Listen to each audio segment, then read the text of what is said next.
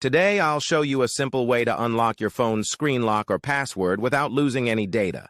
The best part? It's free and easy, even if you're not a tech expert. Just follow these steps, and you'll be able to unlock any phone hassle-free.